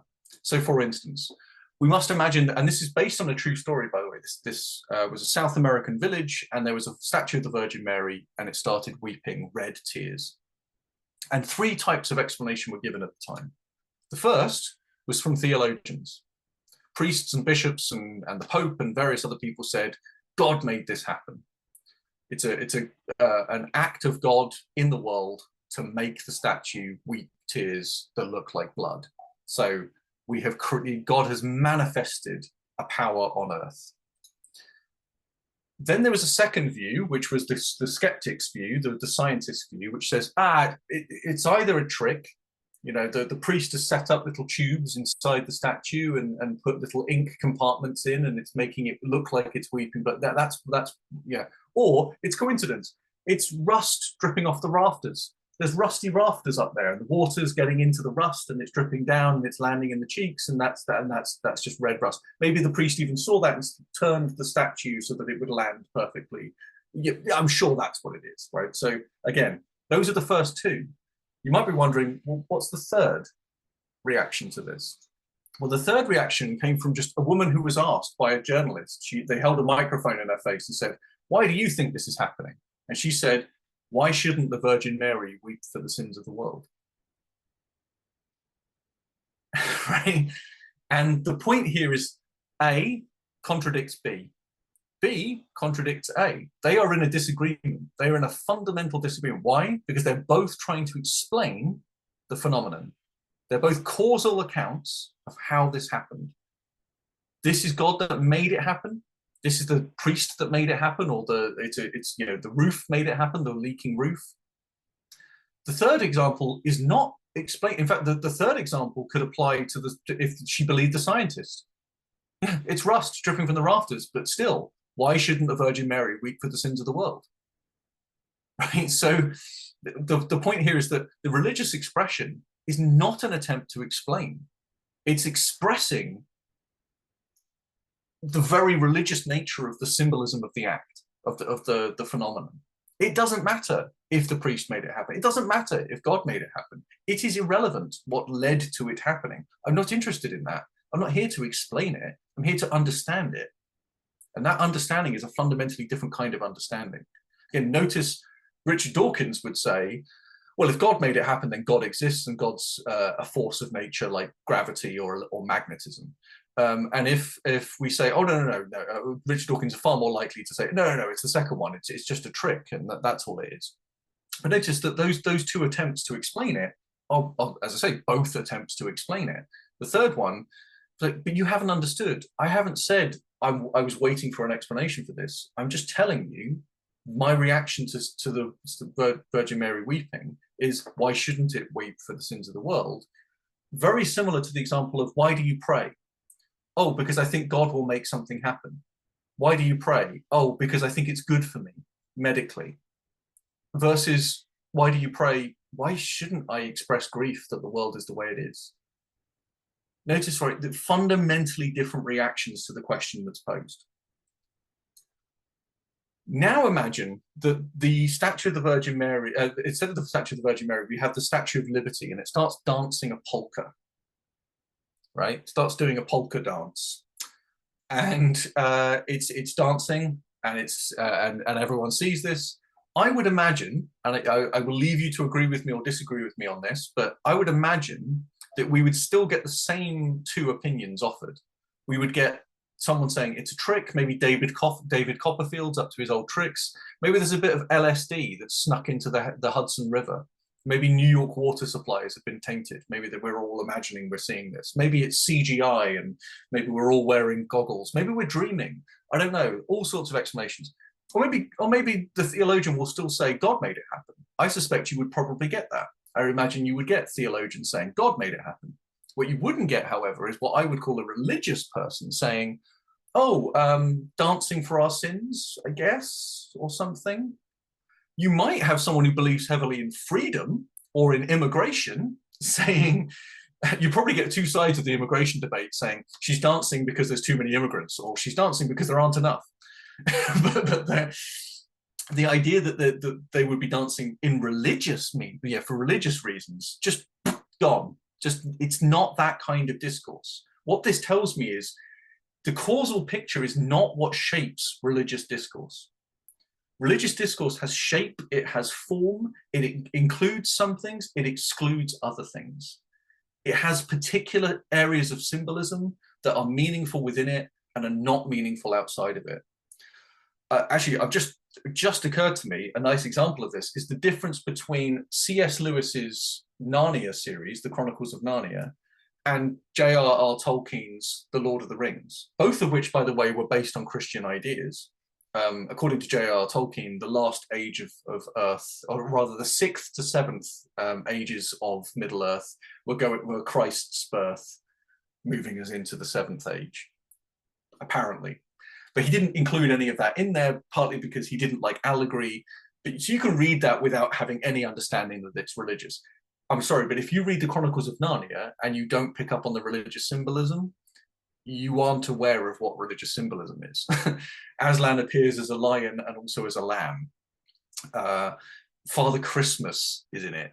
I mean, if nothing else, you've got literally got a Christian holiday in the story. So my point is, there is religious symbolism throughout Narnia, and that's an attempt to bring people into the story to connect them with the meaning and the symbolism going on. Tolkien does something fundamentally different. He creates his own history, his own world. Again, it's similar to this, right? I'm saying that there is meaningful discourse being had. There's archetypes of Christian thinking that exist with the statue of the Virgin Mary weeping, but there is no such symbolism or significance attached to the Statue of Liberty dancing. There's just isn't. So the point I guess I'm making here is that we can't incorporate a religious picture into a scientific worldview without turning it into a kind of theology, theistic picture. If you want it to be religious in the Wittgensteinian sense, it has to be a performative form of life. It has to be a language game that has family resemblances which justify this being religion and this not being religion. So again, like I said before, there are games that are one player, multiplayer, they involve apparatus, they don't involve apparatus, some involve riding horses, some don't involve riding horses, some are indoor, some are outdoor. Likewise, religions differ. But we could equally argue that there is something that makes each of those things distinctly religious, whether or not you say, well, only one of them can be true. But notice, one way of putting this is to say, Simone Weil said, my faith is not based on a historical anecdote. It's not based on the idea that when they rolled the rock away, Jesus's body was there or not there, right? It's not, my faith isn't based on the anecdote, the historical story. Sorry, Aaron, I know you're giving a presentation on this, so maybe you could bring this out, I don't know. She says, my faith isn't based on that historical anecdote, but if it didn't happen, then it's all for nothing. To which my head then goes, that just breaks my brain a little bit. It makes sense. It's not logically contradictory to say my faith isn't based on the fact that when they rolled the rock away, Jesus's body was not there. But it is, however, true to say that if it didn't happen, then my faith is all for nothing. So it's a necessary but not sufficient condition, we might say, in philosophy. It's a requirement for faith, but it isn't the basis of one's faith. But I would say all of what we're talking about here, this difference in dialogue, this difference in discourse, the discourse elements are the basis of faith. They're the substance and matter of faith. whether or not it actually happened might matter to you. So the third woman in the first example, I'm trying to go back, it's not going to let me. Okay. In this example, the third view, if it turned out that if the priest said, it was me, sorry, it was a trick, I used ink, it was definitely a trick by me, then she might abandon this position. She might. That's not to say that she's been refuted, however. She's just given it up. She just doesn't express it anymore. One way of explaining it, so when I did my PhD on free will, similar kind of examples come up, right? We're caused to act the way we act. We're free to act the way we act, versus I feel responsibility because I have to make a choice, right? If someone said, oh, but you're caused to act that way, so that doesn't help. I've still got to make the choice. I still feel the responsibility. It's not going to change anything for me. So, but I could stop talking about freedom if you could perfectly articulate exactly what led up to my decision and what would happen if I made the decision and where that would go.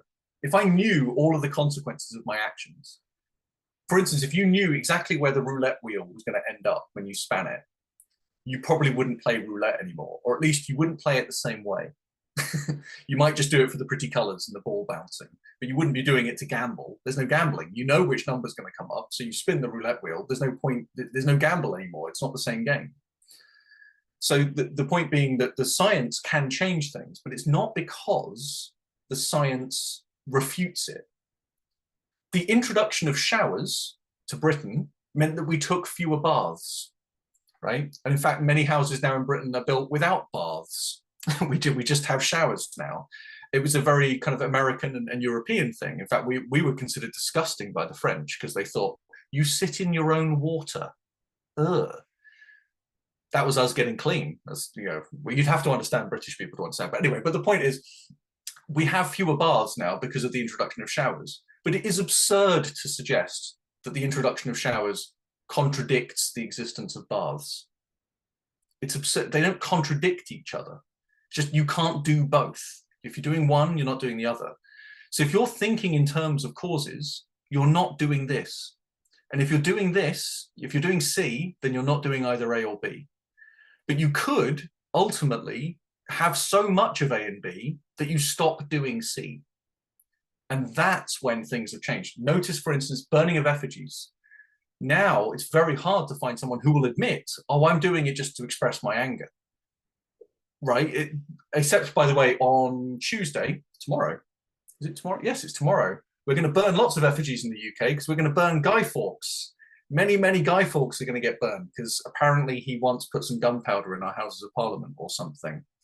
But my point is, that burning of the effigy is purely, I'm not sure anyone even knows why we do it anymore, but we do it now.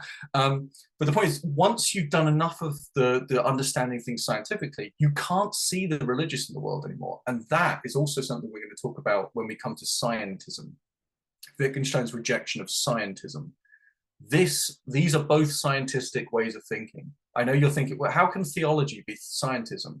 Because it's still an attempt to explain in scientific terms. It's no different from the scientific explanation. It's just that one explanation is this, one explanation is this. But what is it to just see the world religiously? That's a fundamentally different question.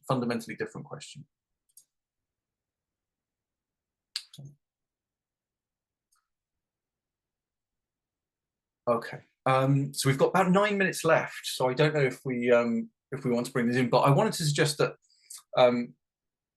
we still need to be thinking about this question. Is Wittgenstein or Wittgensteinians, are they describing religion? So if any belief can be ritualistic or express meaningful attitudes, then to what extent is any religion, oh, sorry, I should say any religion, the one true faith, right? I mentioned before, prayer in all of its different forms presumably expresses similar feelings or even the same feelings. So to what extent can we distinguish between these things? And why would someone who reacts to the statue of the Virgin Mary weeping blood not react perhaps the same way to the statue of Ganesh, moving or growing in size or whatever it might be, right? That would have a similar kind of effect. within a Hindu faith. So it might be that disagreements in faith happen at the level of these statues, right? Of the difference between these statues. So it might be that someone could say, oh, my religious faith is freedom. And so the Statue of Liberty dancing it would be religiously significant for me. And again, it feels like what we're doing is now it's now back to the anthropology. It feels like all we're doing is describing human behavior without actually capturing what makes it distinctly religious. And that worries me as well, that we're wandering away from what makes something religious. Again, there's the Simone Weil quote as well, this idea that my faith is not based on a historical anecdote, but if it didn't happen, then it's all for nothing.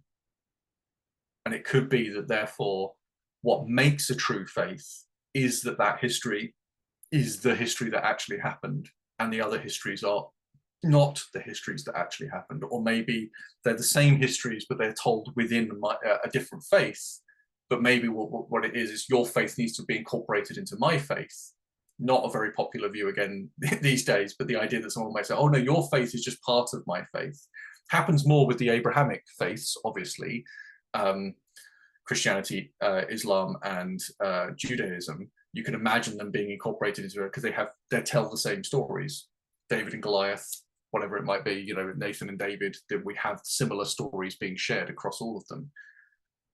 But so even shared histories actually might not be enough. But again, there might be key disputed points of historical fact. But is that enough to say that's what my religion is? Or is that still just to say, oh, that establishes context, it doesn't establish faith? So maybe still the Wittgensteinians are talking about what's religious, and referring to the histories might be just a different way of expressing that religious faith, but you need to find the right history to do it. I don't know.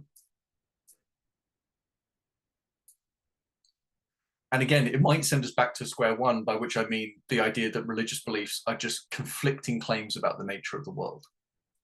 That there's different metaphysics here, there's different physics here, there's different histories here, there's different accounts of how the world came to be the way the world is. And that's where they really conflict.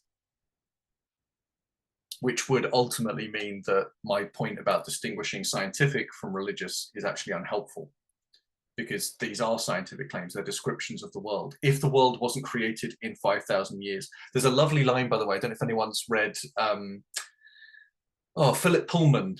He wrote his Dark Materials, but there was a prequel to that called La Belle Sauvage. And in that, a little boy asks the nun, was the world really created in 6 days? She says, yes, but days were longer back then. And I love that, because what that is a complete rejection of your question. Is that this is you're asking the wrong question. That's not the question you should ask. And of course there will be people who look at etymology and say the word eon, for instance, has been mistranslated. It means age, not day, and so on and so on. Again, whether we think that's fundamentally important is, I think, at least from my philosophical perspective, by the by, because it's quote unquote trivial.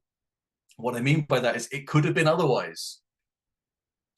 It's problematic if it just could have been otherwise.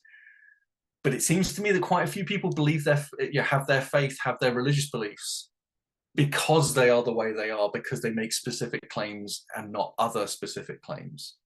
And that's a problem for me. That's going to hound this particular theory of philosophy of religion.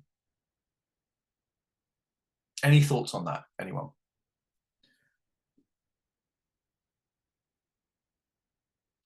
One to think about, because we will come back to this. We will come back to this anyway in future sessions. So, but this, I'm trying to articulate the deeper problem, I think, for Wittgensteinians, and we'll do it each week. We'll get into this, because this is the perennial problem. Is religious faith really a philosophical thing, or is it more of a historical thing, or is it a scientific thing, or is it a mix of all those things? In which case, how do they mix? Because I've tried to show already that these are very different games that are being played, different ways of looking at things. So again, and perhaps we'll end here because, and I'll give you a little bit of homework, a little bit to think about. Because again, if that's a difficult question because it's very meta and it's very sort of philosophical and deep, this is a much simpler question, but I think it's just as true. It's just as deep in its significance, which is, what is it that makes some gestures spiritual and others superstitious? Is there a distinction? If there is a distinction, what is it? And by the way, just like James Fraser, we do both. I promise you. I know I do for a fact. I suspect you do too, that you have gestures that you would consider spiritual, and you have gestures that you consider superstitious. I do that. I probably shouldn't do that. Yeah. When in the UK, I don't know if this is true everywhere, but if you see one magpie, it's one for sorrow, because magpies mate for life. So when you see one magpie, it's usually because, to be honest, it's probably because it's an adolescent, but we assume it's because they've lost their spouse and it's very sad, so they're never going to have another partner. So we basically one for sorrow, and it's sort of, you're supposed to spit and salute. Lots of people do this. They'll just do it as a tick almost. They'll just drive along, see a sparrow, see a single magpie, go and carry on. If you ask them, why do you think that's a spiritual thing? They'll say, no, it's just superstition. I just don't want to walk on a crack. I just don't want to see a black cat run across my path. I'm just being superstitious. But what is it that separates those charged experience? There's something similar, and there is something fundamentally different. I think if you can work out how to tease those two things apart, then I think you'll be doing a better job than I have done in this session. Good. So again, if you need the slides for this session, again, they're in the Dropbox folder, which I will put again in the chat. I did post it originally, but I know others have joined since. So if you've seen this already, ignore it. But if you haven't, there you go. That's the Dropbox link. Or as I say, you can use the QR code. I have put these slides already in there. They should have uploaded. Yeah, and then there's some references at the end as well. This is hyperlinked because this goes to an encyclopedia. It's one of the best tools that philosophers have. It's called the Stanford Encyclopedia of Philosophy, and it is a wonderful thing. We're very lucky to have it in philosophy. But if you want to look at that deeper question of rationalism versus empiricism, which is not a question I touched upon in any great detail, but it's largely the history of how philosophy was conducted through the modern era, you can take a look at that. But the other references are all to things that I talked about in a bit more detail, and you can explore those if you would like to. Great. Well, thank you, everyone. Does anyone have any urgent questions they wanted to ask before we end?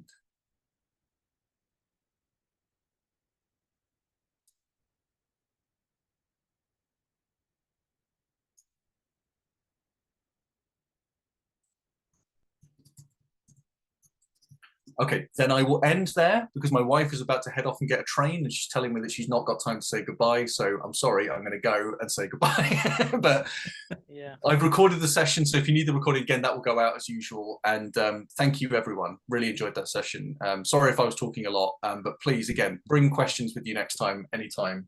Always keen to hear from you. Thank you very much. Thank you very much. Bye, everyone.